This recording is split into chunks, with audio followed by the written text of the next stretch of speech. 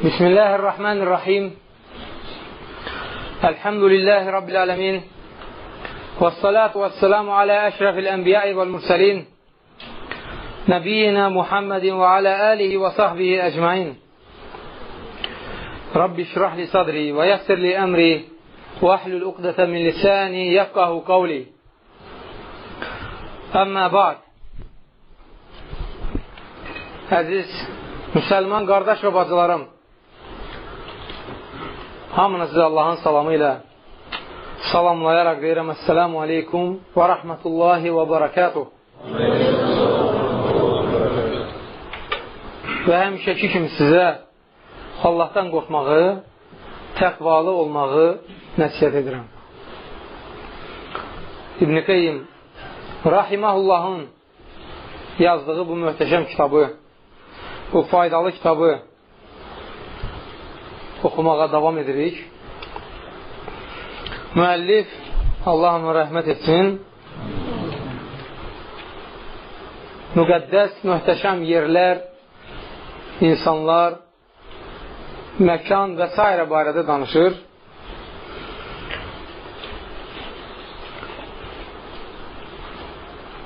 Keçən dərs dedim ki, aylar arasında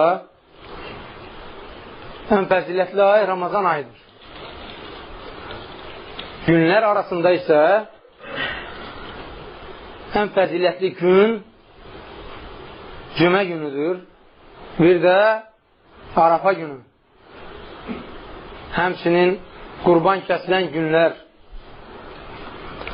Peyğəmbər s.ə.v-dən rəvayət olunan səhih hədisdə buyurur ki, Allah yanında ən fəzilətli gün qurban kəsilən gündür. Başqa rəvayətdə də gəlir ki, ən fəzilətli gün cümə günüdür. Hər iki rəvayət səhih rəvayətlərdir və həcc ziyarətində olan bu günlər məhz bu ziyarətə görə fəzilət qazanmışdır. Bu ziyarətə görə həcc ziyarəti balaca şey deyil. Həcc ziyarətinə gedənlər də elə zənn etməsinlər ki, bunu asanlıqla yerinə yetirəcək və geri döndükdə Peyğəmbər s.ə.v-in vəd etdiyi o mükafata nail olacaq. Nədir həccin mükafatı? Həccin mükafatı bir hədisdə gəlir ki, elə bil ki, təzəcə anadan olmusan. Günahların hamısı yuyulub gedir. İkinci hədisdə gəlir ki, həccin mükafatı cənnətdir.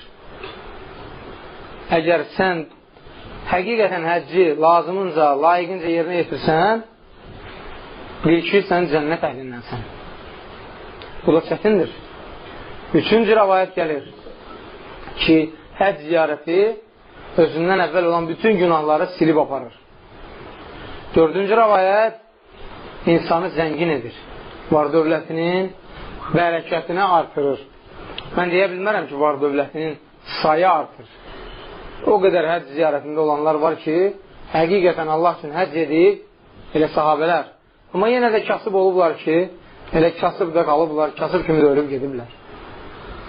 Var dövlətinin bərəkətini artırır. Peyğəmbər s.ə.v deyir ki, kim Allaha tərəf tələsərsə, ona tərəf can atarsa, halala əməl edər, haram olan şeylərdən çəkinərsə, Allah onu zəngin edər. Əlində olan qalan var dövlət belə ona bəs edər.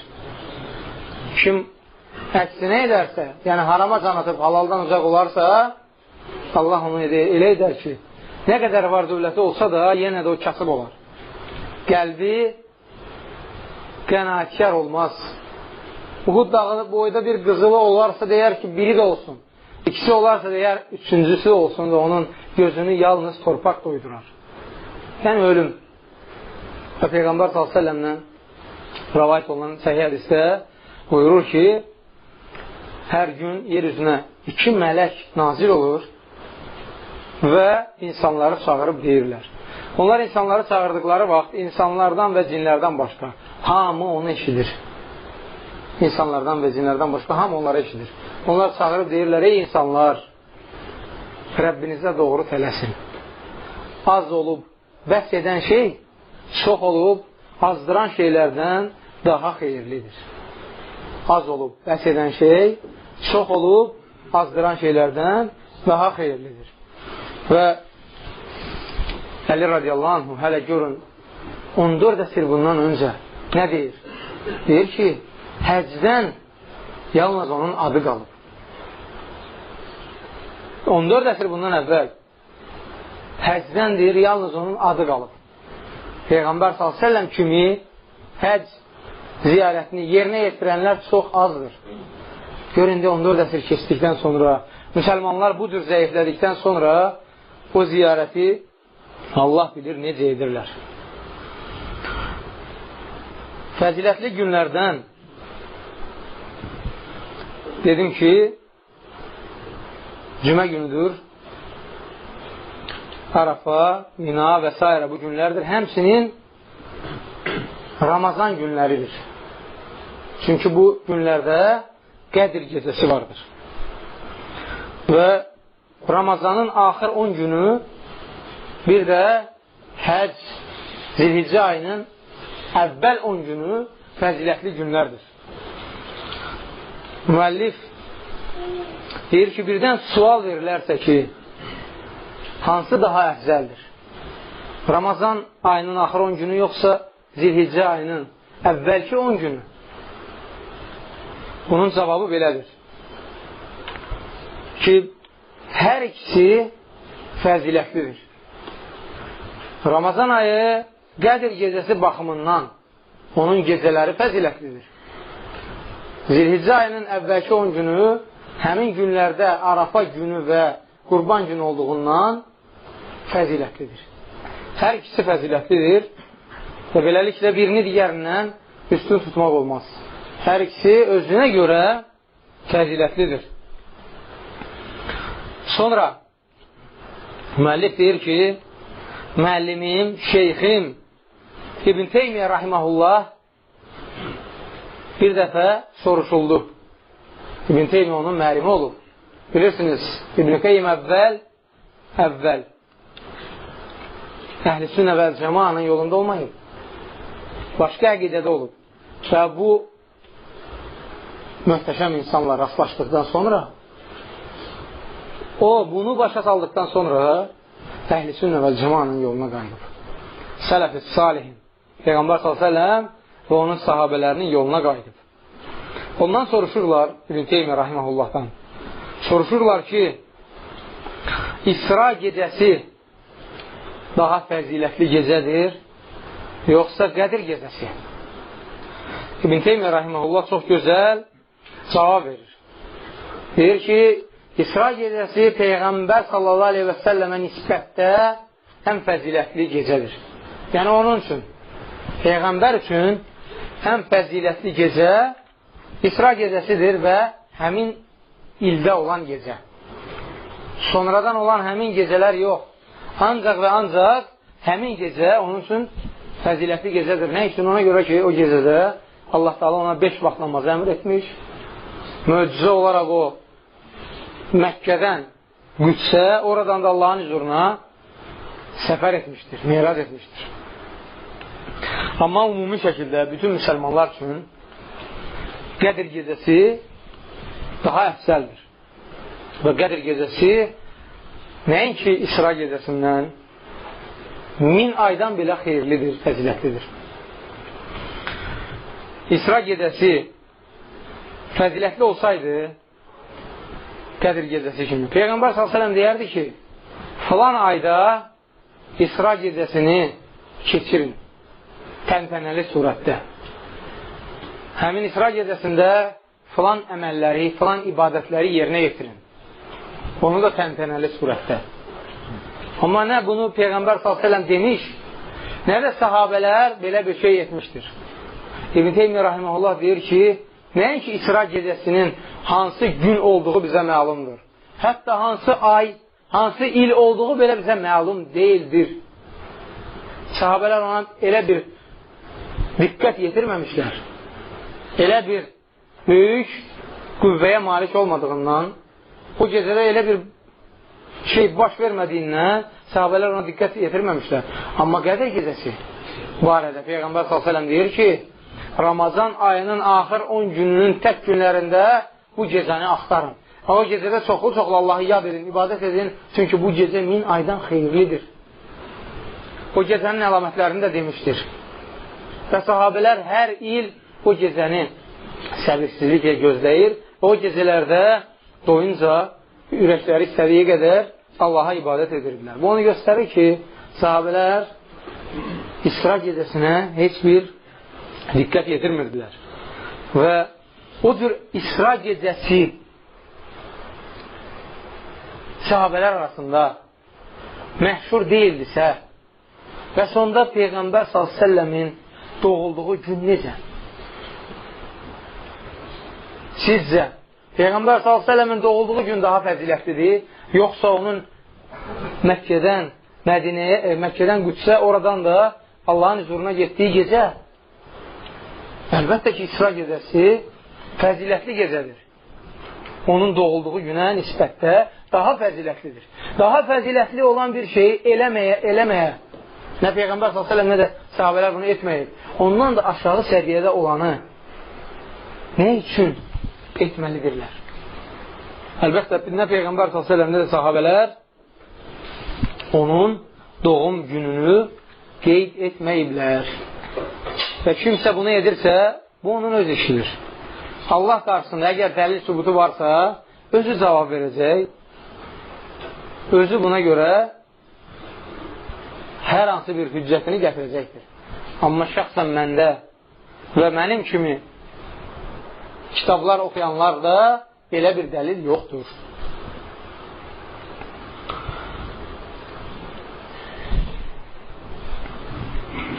Cümə günü barədə danışdıq. Peyğəmbər s.ə.v deyir ki, sizin üzərinizdə ən fəzilətli gün, doğulan gün doğur. Yəni çıxır. Cümə günüdür. Və cümə günü barədə bir çox fəzilətli hədislər varid olmuşdur. Bunlardan məsələn, kim cümə günü dəstəmaz alıb, qüsl edib, cüməyə gəlsə, cümə namazına, onu dinləsə və sussa, keçmiş günahları və hətta növbəti cüməyə qədər olan günahları bundan da 3 gün əlavə, 3 dəfə əlavə olan günahlar bağışlanır. Kim cümə vaxtı imam xütbə verdiyi zaman taşla oynasa, onun cüməsi heç olur, puç olur. Kim yanındakına sus deyərsə, yenə onun cüməsi heç olur, puç olur. Yəni onun savabı qat-qat azalır. Sonra başqa bir hədisdə deyir ki, 5 vaxt namaz arasında olan günahlar, həmçinin cümədən digər növbəti cüməyə qədər olan, Ramazandan növbəti Ramazana qədər olan günahlar həmin ibadətlərlə yuyulub gedir. Onlar üçün kəffarədir. Bu günahları silir. Əlbəttə ki, böyük günahlardan çəkinərsinizsə, Peyğəmbər s.ə.v deyir ki, böyük günahlardan çəkinərsinizsə, kiçik günahları bax bu ibadətlər silib aparır. Həmçinin Peyğəmbər s.ə.v deyir ki, kim bir gün ərzində 5 şeyə əməl etsə, Allah onu cənnət əhlinin, cənnət sakinlərinin sırasına daxil edər. Onu cənnət əhlindən edər. Birincisi, xəstəni ziyarət etmək. Qardaşınız xəstələndikdə, bacarın bütün qardaşları səsləyin ki, o qardaşı ziyarət etsinlər. İmkan daxilində ona kömək etsinlər. Mənəvi köməyiniz də vallahi ki, onun üçün böyük bir kömək olacaqdır. İkincisi, cənazədə iştirak etmək. Cənazədə iştirak etməyin nə dərəcədə savab olduğunu bilsəniz, qaça-qaça cənazəyə tərəf gedərsiniz. 2 Uhud dağı boyda savab qazanırsan. cənazə namazı, sonra dəfnində iştirak etdikdə 2 Uhud dağı boyda savab qazanırsan. 3-cü, oruç tutmaq, bu da nafilə orucuna aiddir. Onda da yenə cənnət əhlindən sayır Allah Subhanahu taala səni. 4-cü, cümə namazına getmək və 5-ci, qul azad etmək.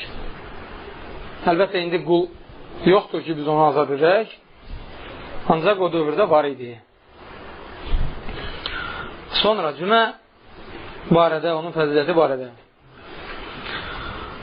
Yezid ibn Əbi Məryəm radiyallahu anhu deyir ki, Ubəy ibn Rafi ilə görüşdüm, yolda rastlaşdım və məndən hara getdiyimi soruşdu. Dedim ki, cüməyə tələsirəm, cümə namazına. O da mənə dedi ki, sevin, sənin hər attığın addım Allah yolunda atılan addımdır.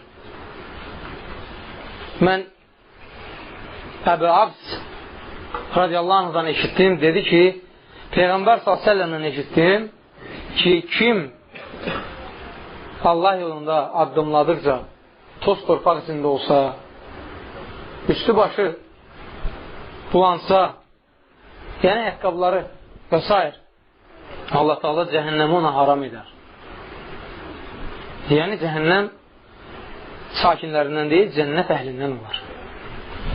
Həmçinin cümə barədə Peyğəmbər s.ə.v deyir ki, kim cümə günü qüsl edib, ətirlənib, gözəl libasını geyib, ən gözəl libasını geyib, cüməyə, məscidə gələrsə, məscidə ya, evdə cümə keçirmək olmaz. Məscidə gələrsə və cəmaatla birgə namaz qılarsa, imamın söylədiklərini dinləyib susarsa, bu onun üçün növbəti cüməyə qədər olan günahlarının kəffarəsi olar. Bu günahları Allah Taala bağışlayar.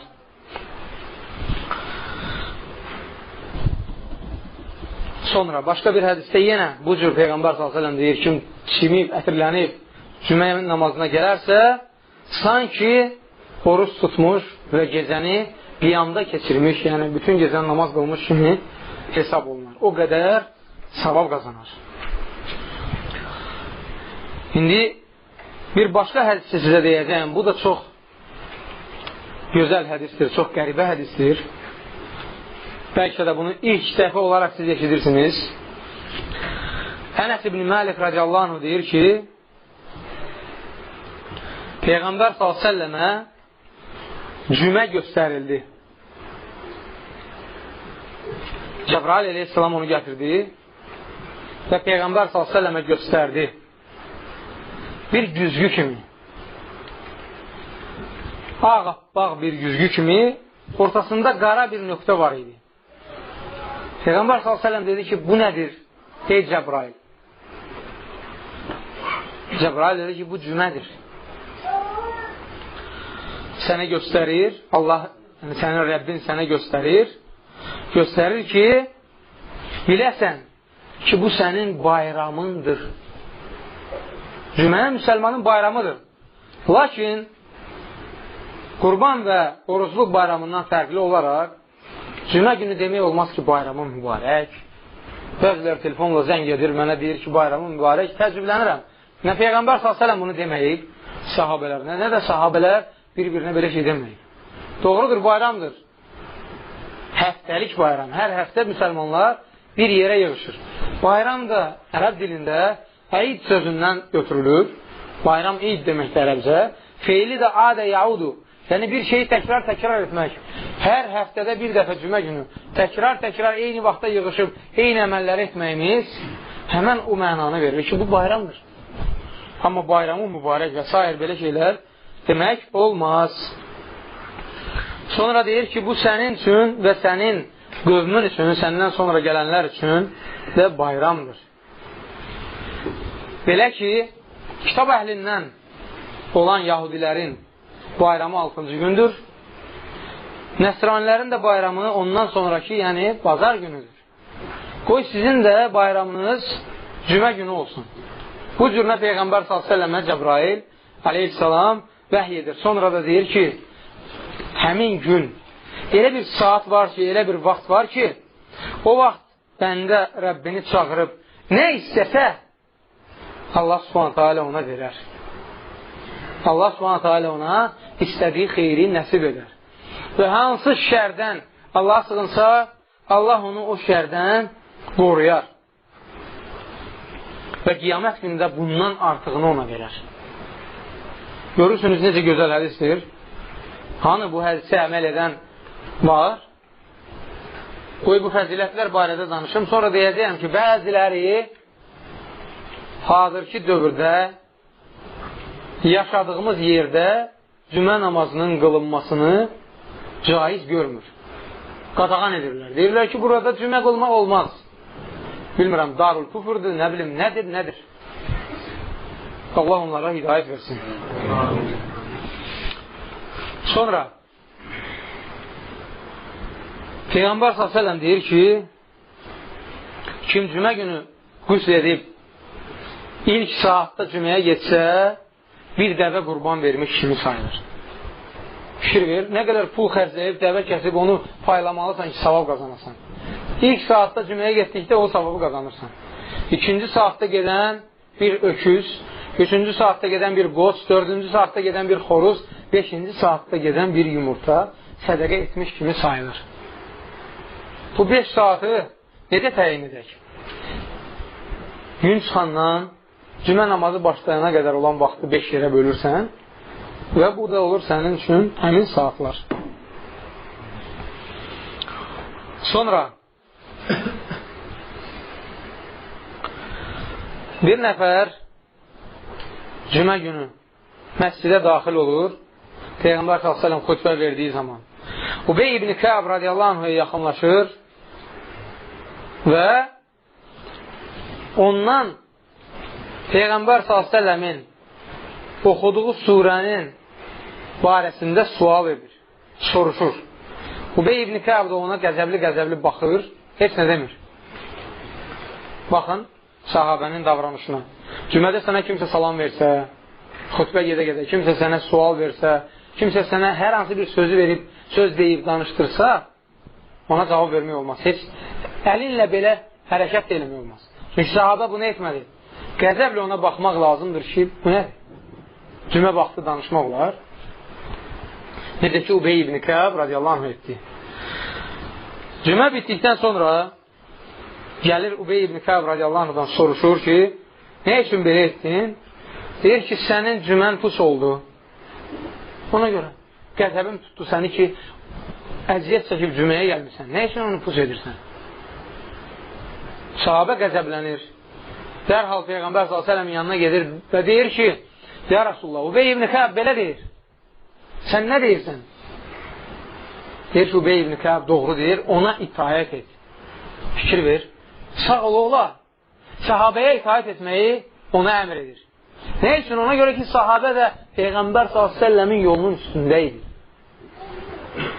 İndi də Peyğəmbər s.ə.v-in yolunun üstündə olanlara itaət etməlisiniz. Əgər əlbəttə ki, onlar Peyğəmbər s.ə.v-in dediklərini sizə deyirlərsə, öz nəfsinin istəklərini sizə təbliğ edirlərsə, öz nəfsinə uyğun sizə hökm verirlərsə, ona tabi olmaya da bilərsiniz. O sizin öz işinizdir.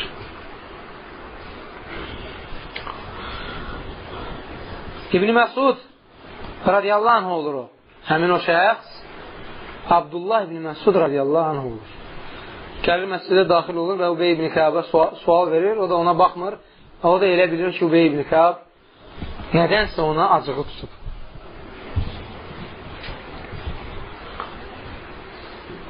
Başqa bir rəvayətdə isə deyir ki, sanki sən heç cümədə iştirak etmədin.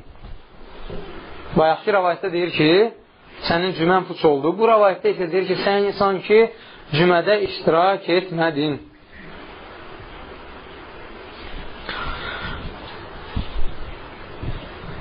İndi deyəcəyim hədis də uzun müddətdir bizə verilən sualların cavabıdır. Bəzi qardaşlar sual verir ki, qadın ətrindən istifadə etmək olarmı? Mən bu suala ilk dəfə yaxşı olar ki, çəkinəsən deyə cavab vermişdim. Elmim yox idi bu barədə, ona görə belə cavab verdim. Şübhəli şey idi mənim üçün, şübhəli şeylərdən də çəkinməlisən. Lakin indi arxayınlıqla, qətiyyətlə deyirəm ki, istifadə edə bilərsən. Hədisə baxın. Peyğəmbər s.ə.v deyir ki, kim cümə günü qüsl etsə və həyat yoldaşının ətirindən götürüb ətirlənsə, özünə vursa, ən gözəl geyimini geyib, cüməyə gəlib, onu dinləsə, sanki bir qul azad etmiş kimidir. Fikir verirsiniz hədisə. Sanki bir qul azad etmiş kimidir. Bir şərtlə ki, gərək cüməyəni dinləyəsən, danışmayasan. Əgər danışsan, hədisin sonrası gəlir, ardı gəlir. Peyğəmbər s.ə.v deyir ki, əgər belə etsən, yəni danışsan, bu sənin üçün zöhr namazına çevriləcək. Cümə sayılmayacaq. Hədis səhih hədisdir. İbn-i Amr radiyallahu anhu deyir ki, Peyğəmbər s.ə.v demişdir. 3 nəfər, yəni 3 sinif insan cümə namazında iştirak edir. Bu cümədə iştirak edənlərdən bir qismi gəlir və cümədə danışır və onu puç edir. İkinci qismi gəlir, cümədə iştirak edir və Allaha dua edir. Allah da onun üçün dua edir. Yəni Allah da ona öz xeyir bərəkətini nazil edir. Amma bir şərtlə ki, Allah istəsə ona verər, istədiyini istəsə verməz. Yəni o istədiyini, dua etdiyi şeyi istəsə verəcək, istəsə verməyəcək. Allahın hikməti ilədir. Üçüncüsü isə gəlir və susur. Bu nəyi göstərir? İndi üçüncüsünün də hansı mükafat olduğunu deyəcəyəm. Bunu göstərir ki, hətta cümə vaxtı dua belə etmək olmaz. Doğrudur, dua etmək Rəbbinlə sənin aranda olan bir şeydir. Ona görə sənin cümən puç olmur. Amma üçüncüsü bundan da xeyirlidir. Yəni susmaq və imamı axıra qədər dinləmək, danışmamaq. Deyir ki, üçüncülər isə, yəni susanlar, sanki bir qul azad etmiş hesab olunur. Özü də burada müsəlmanı qeyd edir. Müsəlman qulu azad etmiş olur. Onu göstərir ki, kafir bir qulu azad etmək olmaz. Müsəlman, yalnız müsəlman qulu azad edə bilər.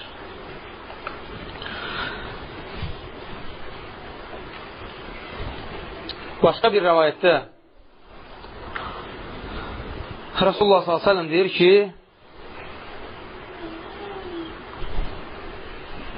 o kəslər ki, cüməni səbəbsiz, üzürsüz olaraq 3 dəfə tərk edir, Allah onların qəlblərinə möhür vurur.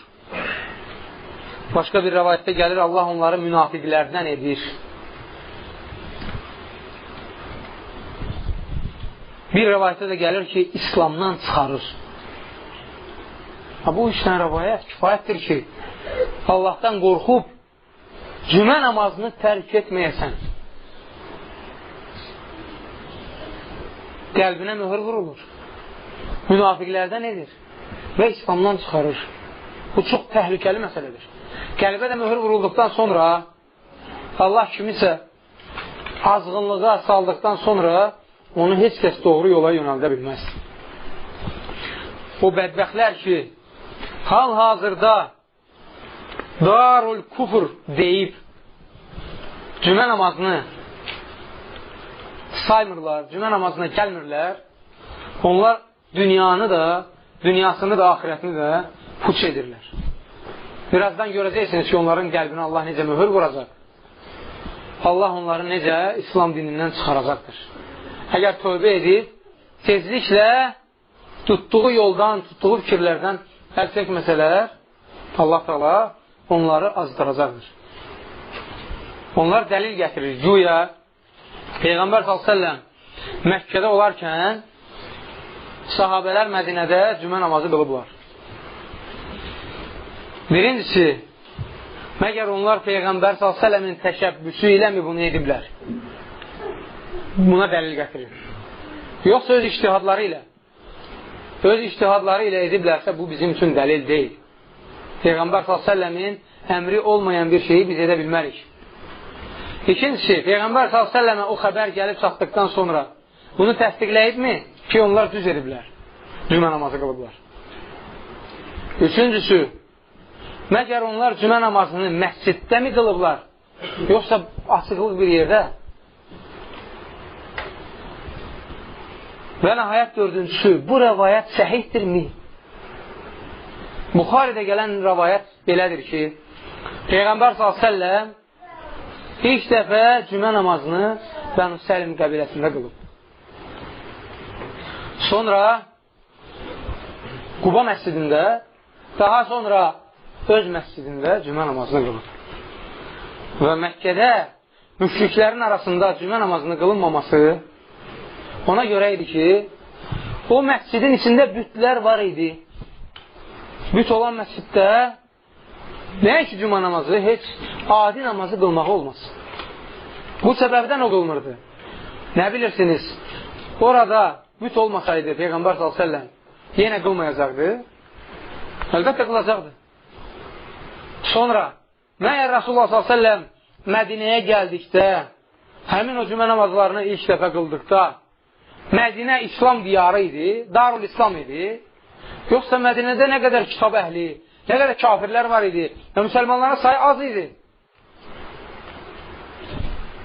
Əlbəttə ki, Darul İslam deyildi. Hələ də orada kafirlər yaşamaqda və öz istədikləri ilə hökm verməkdə idilər.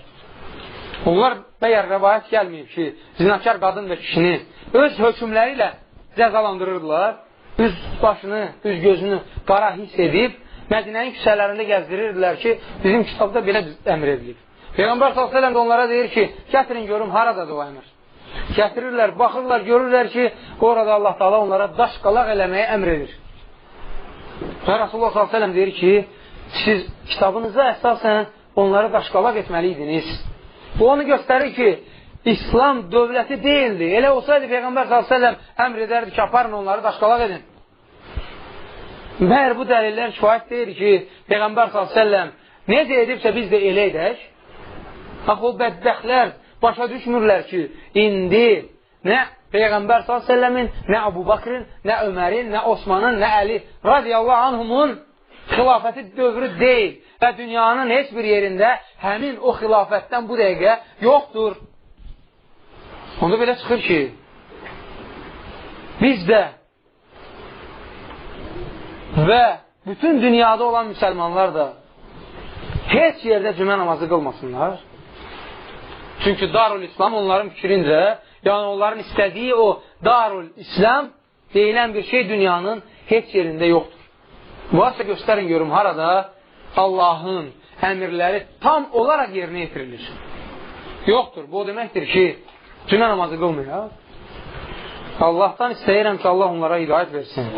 Allahın bu ayəsinə itayət etsinlər, tabi olsunlar. Allah subhanahu teala deyir ki, Yə əyyuhəl-ləzīnə əmənu İzə nudiyə lis-saləti min yevmil cum'ati fəs'u ilə zikrilləhi və zərul bey'ə zəlikum xayrun ləkum in kuntum ta'ləmun.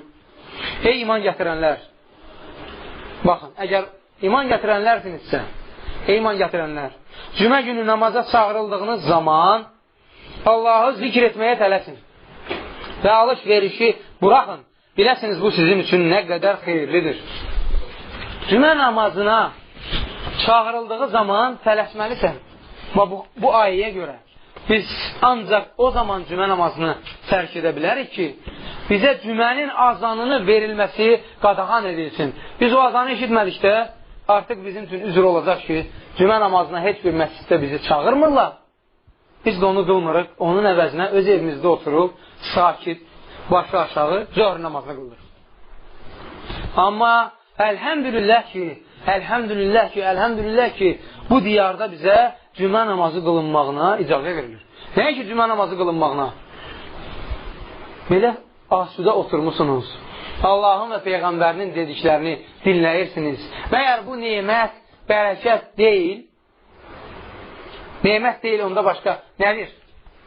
Məni başa salın görüm. Bu nədir? O bədbəxtlərə yenə deyirəm, Allah hidayət versin. Bunlar gec-tez yollarını azacaqlar. Cümə günü əgər Arafa günü ilə üst-üstə düşərsə, bu gün bütün il ərzində olan günlərin hamısından fəzilətlidir. Ayrıca olan cümə günlərindən də, ondan əvvəlki olan Arafa günlərindən də. Görün, müəllif bunu necə izah edir? Necə faydalar çıxarır bundan?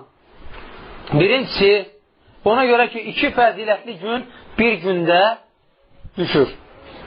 Cümə günü, həm də Arafa. Bu iki həc yox, ondan əvvəlki həc Arafa günü cümə gününə düşmüşdür. Ən fəzilətli gün Allah bizlərə nəsib etdi ki, orada olaq. Allah sizlərə də bunu nəsib etsin. İkincisi, cümə gününün axırında, yəni əsr namazından sonra gün batana qədər elə bir saat var ki, dua qəbul edilir. Həm də Arafada olan dua qəbul edilir. Bu iki dua edilən gün və vaxt, yer bir günə düşdükdə, əlbəttə ki, başqa günlərdən daha fəzilətli hesab edilir. Üçüncüsü, Peyğəmbər s.ə.v ömründə bircə dəfə həcc edib. O da Arafa günü, cümə günü olub. Arafa günü, cümə günü. Yəni, o gün Peyğəmbər s.ə.v-in həcc, yəni həmin gün, Arafada qaldığı gündən üst-üstə düşür deyə digər günlərdən fəzilətli hesab olunur. Dördüncüsü, həmin gün dünyanın hər yerindən insanlar axışıb ora gəlir. Həm cümə günü, həm də Arafa günü eyni bir vaxtda toplanırlar. Biz bilirik ki, cümə günü də insanlar bir yerə toplanır, Arafa günü də. Burada isə hər iki günü eyni bir vaxtda keçirirlər. Beşincisi, bayaq dedim ki, cümə günü bayramdır. Arafa günü də həmçinin Arafada olanlar üçün bayramdır. Çünki Arafa günü xutbə verilir. Bu iki gün bir gündə düşəndə yenə başqa günlərdən daha fəzilətli hesab olunur. Altıncısı, Allah Teala bu gündə məhz Arafa günü və cümə günü bəndələri üçün, qulları üçün İslam dinini tamamlamışdır. İslam dini bilirsiniz nədir? İslam dini Adəm Aleyhisselamın, İbrahim Aleyhisselamın, Nuh Aleyhisselamın, Musa Aleyhisselamın, İsa Aleyhisselamın, Məhəmməd Aleyhisselamın və bütün yerdə qalan 124 min Peyğəmbərin dinidir. Allaha təslim olan elçilər, Peyğəmbərlər və onların ardı ilə gedənlər onların dinidir.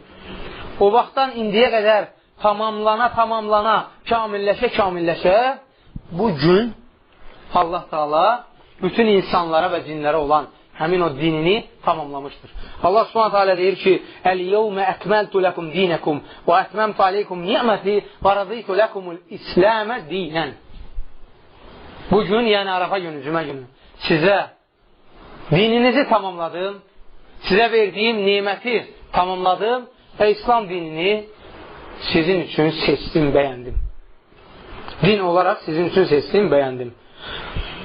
Kitab əhlindən bir nəfər Peyğəmbər üzr istəyirəm. Ömər ibn Xattab radiyallahu anh'ın yanına gəlir və deyir ki, görün sizə elə bir ayə nazil olub. Bayaq oxuduğum ayə. Sizin üçün dininizi tamamladım. Elə bir ayə nazil olub, elə bir möhtəşəm ayə. Əgər bu ayə bizə nazil olsaydı, biz həmin günü bayram keçirərdik. Deyir, narahat olma, elə o həmin gün bizim üçün olsa bayramdır. O ayə Arafa günü, cümə günü nazil olmuşdur. Arafada cümə günü nazil olmuşdur. Bu da bizim üçün bayramdır. Hər cümə bir yerə yığışır, Allahı yad edirik. Yedincisi, bu gün böyük gündür. Yəni o gün insanlar, nə qədər insan ki bir yerə toplanır, başqa günlərdə o qədər insan bir yerə toplana bilmir. Hansısa marağa görə toplana bilər. Amma hər kəs öz istəyi ilə toplanmaq üçün o yerə gəlmir. Marağa görə gəlir. Müsəlmanlar isə bu gündə yalnız və yalnız Allah xatirinə öz istəkləri ilə heç kəs onları məcbur etmədən gəlir və toplanırlar. Heç kəs onlara ay 200, 300, 500 dollar pul vermir. Onlar öz istəkləri ilə imanlarına görə ora toplanırlar. Əksinə 2000, 3000 xərcləyib buradan 4000 kilometr məsafəni qət edib həc ziyarətinə gedirlər. Həc ziyarətinə gedənlərə pul verirlər, yoxsa onlar özləri pul verir. Həmçinin bu günün möhtəşəm olması, yəni cümə gününün möhtəşəm olması da aid Peyğəmbər s.ə.v deyir ki, ən xeyirli gün cümə günüdür. Çünki bu gün Adəm əleyhissalama Allah Taala yaratmış cümə günü. Həmin gün, yəni cümə günü Adəm əleyhissalamı cənnətə daxil etmiş, cümə günü də cənnətdən çıxarılmış və qiyamət günü də cümə günü qopacaq və cümə günündə müsəlman üçün elə bir saat, vaxt vardır ki, dua edib Allahdan nə istəsə Allah ona verər. Cümə günü duaları çoxaldın. Əsrdən sonra məğribə qədər olan o arada dualarınızı çoxaldın. 8-incisi, bu gün müsəlmanların Allah üçün elədiyi ibadətin sayı daha çox olur. Onlar bu gün daha çox ibadət edirlər. Məsələn, Peyğəmbər s.ə.v-in adını eşitdikcə ona salavat gətirmək. Nə qədər çox salavat gətirsən, Allah Taala da 10 qat artıq sənə onun savabını, əvəzini verəcəkdir. Arafa günü də yenə çoxlu zikr etmək, ibadət etmək və s. digər günlərdən fərqlənir. Bəzi qardaşlar, bəzi insanlar ya öz savadsızlığından, cəhalətdən, ya da ki, ac gözlüyündən, tamahkarlığından həmin vaxt, həmin gün ticarətlə məşğul olur və ibadətini puç edir. Arafa günü tamamilə ticarət etmək olmaz, ancaq zəruri hallar istisna olmaqla orada yemək, içmək, satmaq həccə gələnlər üçün istisnadır, yalnız bu hal. Və cümə günü imam minbərə qalxdıqdan sonra xütbəni bitirənə dək ticarətlə, namazı bitirənə dək üzr istəyirəm, ticarətlə məşğul olmaq olmaz. Amma ondan əvvəl və ondan sonra olar, caizdir. Və bunu belə etməklə axirətinizi puç etməyin. Peyğəmbər s.ə.v qadağan etmişdir. Cümə günü, cümə vaxtı ticarət etməyə və bir də Arafa günü o fəzilətli vaxtda ticarət etməyə qadağan etmişdir. Arafada dayandığınız vaxt siz hiss etməlisiniz ki, duymalısınız ki, Allah Taala mələklər göndərib yer üzünə və mələklər sizi müşahidə edir. Allah da onlara deyir ki, şahid olun ki, mən onları bağışladım. Baxın, şahid olun ki, mən onları bağışladım.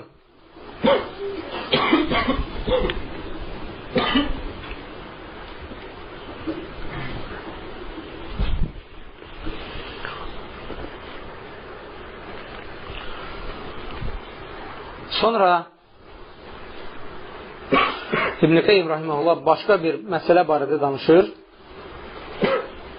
Allahın seçdiyi əməllər barədə, yəni o əməllər ki, Allah seçib xeyirxah əməllərdən sayır və o insanlar ki, onları Allah Taala ən fəzilətli insanlardan sayır. Bu əməllərdən məsələn, elm, sədəqə vermək, Allah yolunda vuruşmaq, cihad etmək. Elm iki növdür. Allaha xoş gedən elm və bir də batil elm. Batil elmlər o elmlər ki, ağla tabidir Allah Taala onu sevmir. Ağılla mən nəyisə görürəmsə inanmalıyam, nəyisə görmürəmsə onun varlığına inanmıram. Və bu ən güclü onların əlində olan əsasdır ki, Allahı görmürük, deməli Allah yoxdur. Və görün, necə gözəl misal. Həmin o cür olan, o ağılda olan müəllimlərdən biri tələbələrinə deyir ki, hayır uşaqlar, Allahı görürsünüz. Tələbələri deyir, xeyr. Deyir, deməli Allah yoxdur. Tələbələrindən biri ağıllısı deyir ki, uşaqlar, müəllimin ağlını görürsünüz. Uşaqlar deyir, xeyr. Deyir, deməli müəllimin ağlı yoxdur. Öz qaydasına görə, öz məntiqinə görə əlbəttə ki, onun ağlı yoxdur. Çünki ağıl gözə görsənmir. Amma Allaha xoş gedən elm, faydalı elm, o da iki növdür. Ən yüksək olan elm əlbəttə ki, dini elmdir. Ən yüksək olur. Ondan yüksək elm ola bilməz. İkinci isə dünyavi elmdir. Dünyavi elmlərdən o elmlər ki, insanlara fayda verir. Məsələn, görürsünüzmü?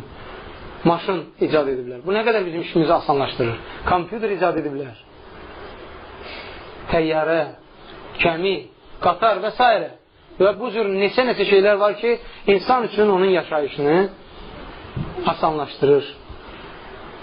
Əlbəttə ki, bunlar Allah xoş edir. Amma o şeylər ki, insanlar arasında fəsada gətirib çıxarır, elmə baxın. Fikirləşib, güldən narkotik maddələr hazırlamağı icad edirlər.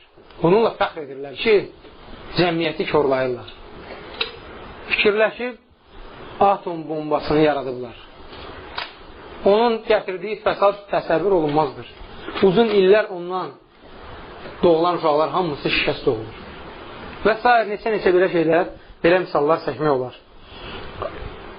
Bu elmlər Allaha xoş edən elmlərdir. Bunlardan hər birini insanlara öyrədən Allahdır. Dini elmi də, dünyavi elmi də. Heç kəs deyə bilməz ki, maşını mən özüm icad etdim. İcad yəni olmayan bir şeydən ortaya gətirdin. Sən onu ixtira etdin, tapdın. O var idi. Maşının elementləri də var idi, dəmir. Bir haldan başqa bir hala saldın. Onun qanunları da, hansı qanunlarla o hərəkət edir, o da həyatda var idi. Sadəcə onu sən tapdın, Allah sənə nəsib elədi, sənin üçün bunu açdı, sən bunu bildin, tapdın və salam. İnsan heç nəyi istənilən bir qanunu kəşf edirlər, icad etmirlər. Yəni tapırlar. Onu da onlara Allah ilham vasitəsilə öyrədir. Ancaq peyğəmbərlərə gəlincə, elçilərə gəlincə Allah Taala onlara vəhiy vasitəsilə, mələk göndərməklə öz elminlə onlara öyrədir. Və bunu onların elmi insanlar üçün möcüzə kimi görsənir. Baxın, kimsə nəyisə ixtira edirsə, onu uzağı təbrik edirlər, mükafat verirlər, Nobel mükafatı və s. Adını müəyyən bir kitaba salırlar ki, bu neysə ixtira etdi. Amma heç kəs demir ki, bu möcüzə gətirdi, bu peyğəmbərdir. Hətta onlar demir ki, gəlin kiməsə əlimi sürtəcəm, şəfa tapacaq. O cür icad, üzr istəyirəm, kəşf edənlər, ixtira edənlər, o cür savadlı insanlar heç kəsə bu vaxta qədər deməyib ki, gəl sənə əlimi sürtüb, övladın olsun, nə bilim, xəstəliyin səndən geçsin və s. Bunu yalnız və yalnız peyğəmbərlər bacarır. Ölünü dirildən, körün gözünü açan, karın qulağını açan və s. bunu edən ancaq peyğəmbərlərdir. Onların içərisində də bu işlə xüsusən yəni məşğul olan İsa aleyhissalam olur. O, bu xüsusiyyəti ilə digər peyğəmbərlərdən üstündür, fərqlənir.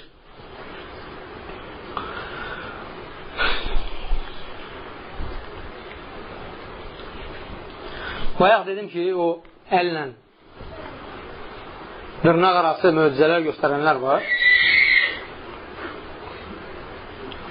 Görürsünüz,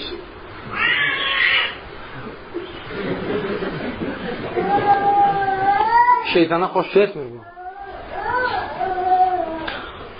Bu möcüzə göstərənlər, dırnaq arası sözsüz ki, möcüzə göstərənlər insanları azdırmağa çalışır. Lakin biz müsəlmanlar etiqad etməliyik ki, Peyğəmbərlərin sonuncusu gəlib getdikdən sonra bir daha yer üzündə heç kəs möcüzə göstərə bilməyəcək. Nə isə möcüzə kimi bizə görsənirsə, onu biz kəramət adlandıra bilərik, yaxud da sehir. İkisindən biri. Bu ya kəramətdir, ya da sehir. Nə zaman bu kəramət sayılır və nə zaman sehir? Bu fərqi siz bilməlisiniz ki, sehirbazları kəramət sahiblərindən fərqləndirə biləsiniz və onlar sizi ciblərinizi soymasınlar. Birincisi, kəramət Allahın istəyi ilə istədiyinə, istədiyi vaxt, istədiyi şəkildə gəlir.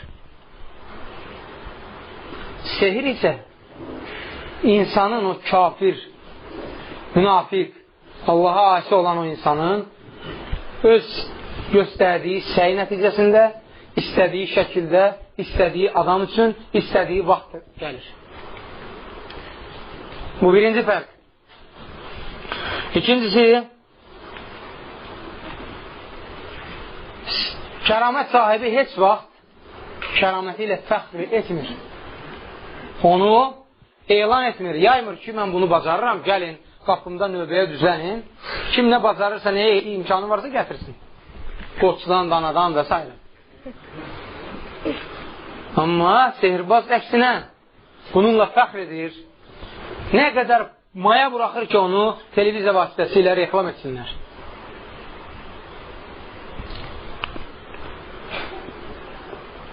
Üçüncüsü,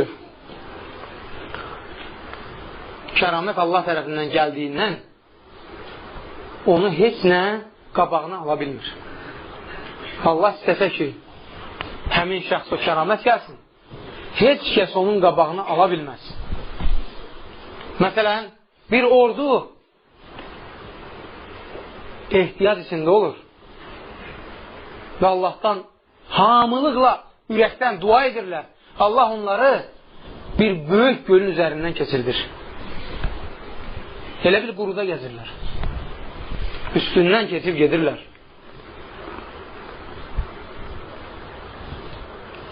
Amma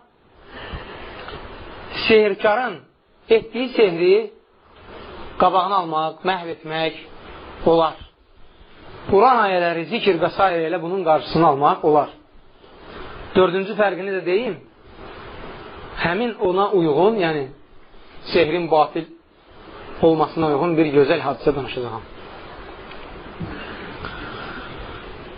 Dördüncüsü budur ki, Allah bunu, kəraməti, mömin bəndəsinə verir. Mömin, itayətkar, imanlı bir insana. Sehir isə mömin etsə də alınmaz. Çünki sehir etmək üçün küfr etməlisən. Küfr etməlisən ki, cinlər, şeytanlar səninlə əlaqəyə girsin, onlarla danışa biləsən, istədiyini onlara əmr edəsən, onlar da insanların gözünü bağlasın, oxsunmasın. Sehrin batil olmasına sizə hadisə danışacağım. Biri keçmiş dövrdə olub, biri də hazırki dövrdə. Sələf-i salihdən birinin yanına bir dəstə cəmaat gəlir və deyir ki, bir nəfər gəlib, cəmaata möcüzə göstərir. Bu da deyir, nədir o? Nə göstərir ki, təəccüblənirsiniz? Allahın kitabı, Peyğəmbər s.ə.v-in sünnəsi sizin aranızda ola-ola. Nəyə təəccüblənirsiniz? Deyir ki, o özünü öldürür, sonra dirildir. Uzunqulağın ağzından daxil olur. Üzr istəyirəm, arxa tərəfindən çıxır. İnsanların gözünü oxsanlayır. O halbuki ön ayaqlarının arasından girib, arxa ayaqlarının arasından çıxır. Onlara elə gəlir ki, ağzından girdi, arxa tərəfdən çıxır. Bu sələf-i salih səhabə olur. Radiyallahu anhu. Onun əlində salahiyyət olur. Bu bizə aid deyil. Belə əməllər bizə aid deyil. Bu onu edirdi, bu onu etmişdi, onu etməyə salahiyyəti çatırdı. Nə edir? Gəlir, görür ki, bu öz sehrində davam edir. İnsanlara müxtəlif tür sehrlər göstərir. Yaxınlaşır, ona qılıncını çıxarıb başını üzür. Sonra deyir ki, indi dirildi özünə. Əssalam. Bununla da onların qəlbində olan şübhələr gedir. O batil etiqad məhv olur gedir. Amma bu bizə aid deyil. Yəni, kimsə sehirlə məşğul olursa, onu öldürmək olmaz. Ona heç toxunmaq olmaz, vurmaq olmaz. Çünki bu bizə aid deyil. Bu ancaq əlində ixtiyar olanlara aiddir. Rəhbərliyə aiddir. Onlar nə istəsə özləri bilər, özləri nə istəyir, onu da edir. Onun bizə heç bir aidiyyəti yoxdur. Hər dövrün özünə görə öz hökm verənləri var. Özləri bilər.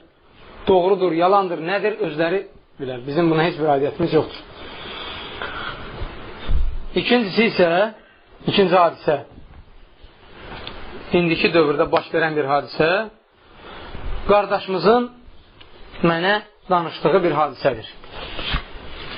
Deyir ki,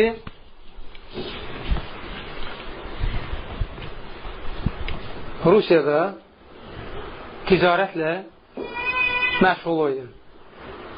Alış-veriş edirdim. Dostlarım günlərin bir günü gəlib mənə dedilər ki, bizim neysə alverimiz getmir. Bir tanışımız var.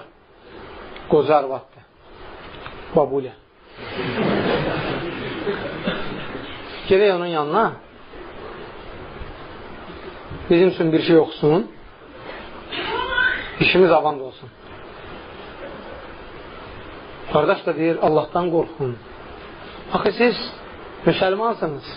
Doğrudan da onlar müsəlman idi, amma cahil müsəlmanlar, savadsız, heç namaz qılmayan müsəlmanlar. Deyir, axı siz müsəlmansınız. Gör, nəyi qoyub, nəyə etiqad edirsiniz? Allahı buraxıb, gör, nəyə inanırsınız?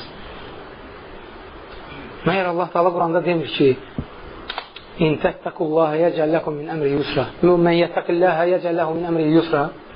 Kim Allahdan qorxsa, Allah onun işini avand edər, öz yoluna qoyar. Allahdan qorx, Allah sənin işlərini yoluna qoysun. Vallahi ki, qoyacaqdır. Qıraqdan boşboğazlıq edənlər sənə heç nə edə bilməzik. Deyirlər, yox. Neçə illərdir biz belə edirik, işimiz saz gedir, xod gedir. Gedək, sən də bunun şahidi olacaqsan. Görəcəksən ki, biz dediyimiz kimidir. Və deyir, mindik gözəl bir Mercedesə, getdik, gəlib çatdıq, meşənin içində bir evə, nağıllarda görmüşsünüz də, izbuşqa. İçindən bir uzun saçlı, üzündən zəhrimar yağan birisi çıxdı. Dırnaqlarının asasına söz ola bilməz. Evin içində də iyit pişik bizi əyləşdirdi kürsülərə. 4-5 nəfər idik. Mən lap axırda oturdum. Əvvəlcə birinə yaxınlaşdı, əlini qoydu başına və neysə oxumağa başladı. O oxuduqca mən də Allahı zikr edirdim. La ilahe illallah, Muhammedur Rasulullah deyirdim və başqa zikirləri. Arvad hərdən əyilib mənə baxır, yenidən öz işinə davam edir. Görür ki, neysə pamyaq var.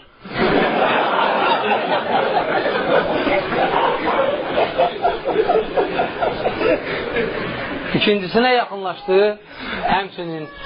Üçüncüsünə yaxınlaşdı, həmçinin. Dördüncüsünə, nəhayət gəlib mənə çatdıqda, elə ki, əlini mənə toxundurdu, sanki qadını tox vurdu. Arxası üstə yerə yıxıldı, ayaqları göyə qalxdı, üst başı asıldı, ürəyə getdi. Bunlar tez tələsik buna su, üzünə su vurur, şillə vurur. Ayıtdılar, özünə gətirdilər. Arvad ayılan kimi, vallahi, ayılan kimi, gözü ilə axtarıb məni tapdı və gəlib mənim çiynimdən tutub dedi ki, иди, сыночек, тебе твой Allah поможет. Bu bilirsiniz nəyə bənzəyir? Firon ki, Musa aleyhissalamın möcüzəsini görür, əsanın həqiqətən ilana döndüyünü görür, əmr edir, bütün Misirdə olan cadugarları, sehrikarları onun yanına çağırırlar. Və onlara vəd edir ki, əgər siz Musanı üstələsəniz, ona qalib gəlsəniz, sizə istədiyiniz qədər ənam verəcəyəm, sizi öz yanımda yaxın, mənə yaxın olanlardan edəcəyəm. Onlar da deyir, arxayın ol, bu qədər adama, bu qədər sehirkara o qalib gələ bilər. Bunun sehri nədir ki, bu qədər sehirkara qalib gəlsin? Və Musanı çağırırlar, aleyhisselamı. Gəlir, onlar əllərində olan ipləri, dəyənəkləri yerə atırlar və bu iplər, dəyənəklər ilana çevrilir, əcdaya çevrilir. Həqiqətdə deyil, insanların gözünə elə görsənir. Musa aleyhissalamın gözünə də elə görsənir və canına qorxu düşür ki, birdən onlar bunu üstələyərlər. Bu vaxt Allah Taala vəhiy birbaşa onunla danışır, deyir ki, qorxma, sən üstün gələcəksən, əlindəkini at yerə. Yerə atır, əlindəki əsa ilana çevrilir və onların o sonunun hamısını udur. Sehirbazlar görür ki, Musanın gətirdiyi sehir deyil, həqiqi möcüzədir. Bir nəfər deyil, 2 nəfər deyil, 10 nəfər deyil, hamısı səcdə edir. Səcdənin baxın vacibliyinə səcdə edir və deyirlər ki, Harunun və Musanın Rəbbi olan aləmlərin Rəbbinə iman gətirdik. Firon onları nə qədər təhdid edir, deyir ki, sizin əllərinizi, ayaqlarınızı, sarpazları kəsdirəcəm, sizi sarmıxa çəkdirəcəm, belə edəcəm, belə edəcəm. Onlar deyirlər, nə edirsən, et. Bundan əvvəl biz kafir idik, indi isə müsəlman, mümin olduq. Və bizə cənnət kifayətdir. Nə edirsiniz, edin. Öldürmək istəyirsiniz, öldürün. Döymək istəyirsiniz, döyün. Nə istəyirsiniz, edin. Bizim üçün ahirət bu dünyadan daha fəzilətlidir. Əlhəmdülillah ki, bu dəqiqə, bu dövrdə bizim çox imkanlarımız var. Bizi nə öldürürlər, nə döyürlər, nə tuturlar, nə söyürlər. Bizə sadəcə qıraqdan söz atırlar. Sonra o söz atanların özləri də bir gün görürsən ki, məsələ gəlir.